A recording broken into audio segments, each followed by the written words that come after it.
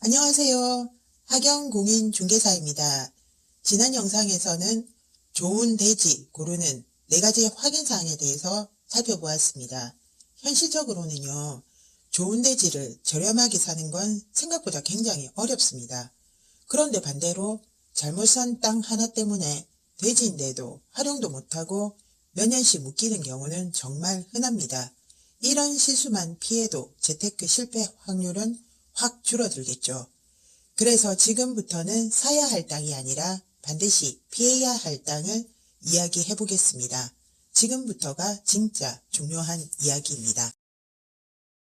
피해야 할 땅 첫 번째는 맹지입니다.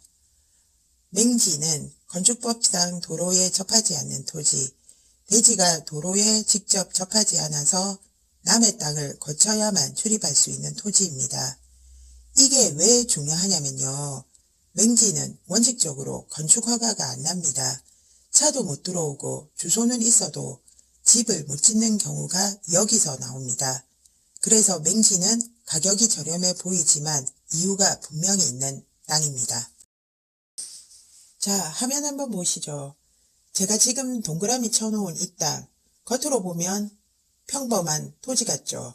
면적도 있고 주변도 다 건물이고요. 근데 이 땅은 투자자 울리는 땅입니다. 왜냐하면 맹지이기 때문이죠. 내 땅을 가려면 남의 땅을 지나가야 합니다. 여기서 이미 문제가 시작되는 겁니다.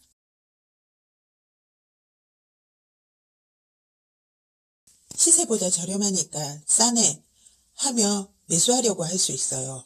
그런데 잠깐 멈추세요.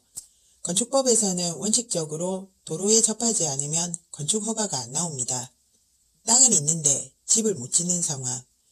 그래서 토지 볼 때는요, 도로 붙어 있나 이거 하나만 확인해도 큰 사고 절반은 피합니다. 현장에서는 이런 상담 정말 많습니다. 여기 도로 바로 붙어 있잖아요. 집 지을 수 있죠. 차 다니면 다 도로 아닌가요? 이렇게 많이 질문을 하시는데요. 겉으로 보면 길도 있고 차도 들어가고 딱 좋아 보이거든요. 그런데 차가 다닌다고 모두 건축 가능한 도로는 아닙니다. 가장 좋은 땅은 지적도상 도로, 즉 국가 지도에 여기는 길이다 라고 못 박아 놓은 땅, 즉 법적으로 인정된 공도에다가 실제로도 길이고 건축법상 4m 너비를 갖춘 땅을 말합니다. 이 3가지가 서로 다른 경우가 생각보다 많습니다. 그래서 제가 늘 강조하는 한마디, 길처럼 보이는 것 말고 법적으로 인정되는 도로인지부터 확인하세요. 그리고 또 하나, 도로가 있다고 끝이 아닙니다. 대지가 도로에 제대로 접해야 합니다. 접도. 이거 하나 때문에 허가가 나기도 하고 허가가 막히기도 합니다.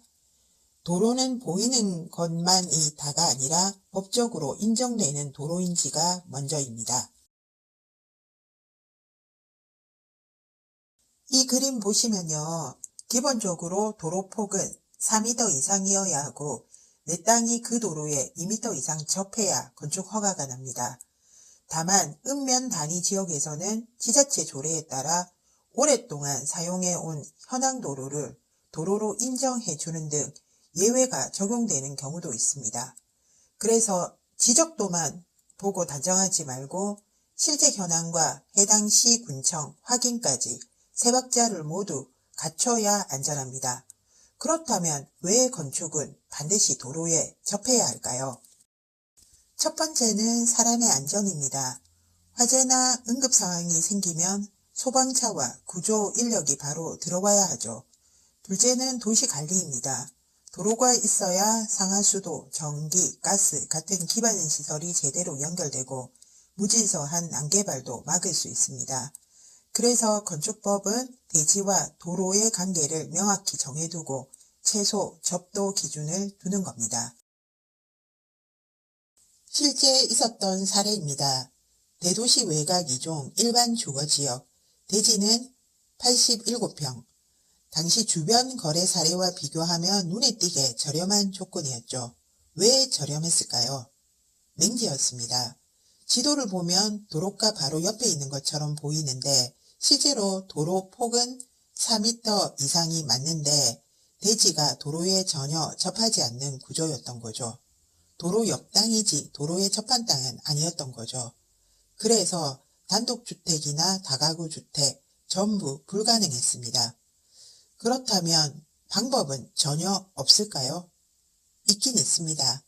옆 토지 일부를 매입하거나 통행권을 설정하거나 토지 사용 승낙서 등의 방법이 있지만 문제는 옆 땅 주인이 안 팔거나 협상을 안 한다고 하면 끝입니다.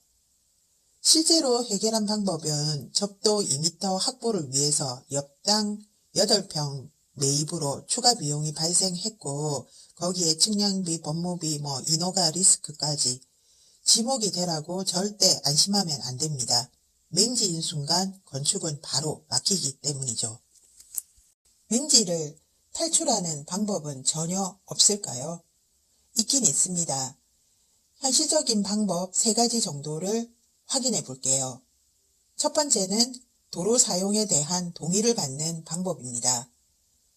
가장 많이 쓰이는 방식이기도 하고 도로와 붙어 있는 땅 주인에게 토지 사용 승낙을 받는 거죠. 절차가 빠를 수도 있고 비용이 상대적으로 적게 들 수 있는 장점은 있습니다. 하지만 여기엔 전제가 있어요. 상대방의 협조입니다. 그리고 현실에서는 사용료 요구, 시세보다 높은 금액을 제시할 가능성도 크고 나중에 말 바꾸는 경우도 발생할 수 있습니다. 그래서 사용 범위, 기간, 비용 이 3가지를 반드시 문서로 남겨야 합니다. 두 번째는 길이 되는 땅을 직접 사는 방법입니다. 가장 확실한 방식이고요. 도로에 접한 땅의 일부를 매입해서 아예 내 땅으로 만들어 버리는 겁니다. 이렇게 되면 임대관계 걱정 없고 건축 활용도도 확 올라가죠. 하지만 단점도 명확해요. 비용이 크겠죠. 상대방이 이 땅이 핵심이네 하는 순간 가격을 높게 부르기 때문에 협상이 쉽지 않습니다. 세 번째 방식은 땅을 교환하는 방식입니다. 내 맹지 일부를 떼어주고 대신 도로를 낼 수 있는 땅을 교환하는 방식인데요.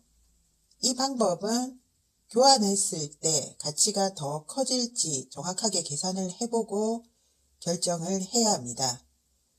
그리고 이 3가지 방법이 모두 실패를 했다면 사용하는 법적 최후 수단이 있습니다. 민법의 주의 토지 통행권입니다. 도로가 없어서 출입이 불가능할 때 민법에 따라 이웃 땅을 통행로로 쓸 수 있게 해달라고 법원에 청구하는 권리입니다. 피해야 할 두 번째 땅은 경사도입니다. 현장 가보면 사진이랑 느낌이 완전 다른 경우도 많습니다. 건축주 한 분이 저렴하게 샀다고 좋아했지만 막상 설계 들어가니 절토, 성토, 옹벽 이야기부터 나옵니다. 땅값은 저렴하게 샀지만 공사비가 확 뛰어버리죠. 겉으로 저렴하게 보이는 이유 반드시 확인하셔야 합니다. 피해야 할 땅 3번째는 규제가 많은 토지입니다. 겉보기에는 괜찮아요. 위치도 나쁘지 않고 가격도 적당해 보이죠. 그런데 토지 이용 계획서를 확인해 보는 순간 지구, 구역이 줄줄이 겹쳐 있습니다. 건폐율 층수 제한 걸리고 활용 범위 좁아지면서 결국 수익 구조가 확 줄어듭니다. 그래서 땅을 볼 때는 토지 이용 계획 1의 규제를 반드시 확인해야 합니다.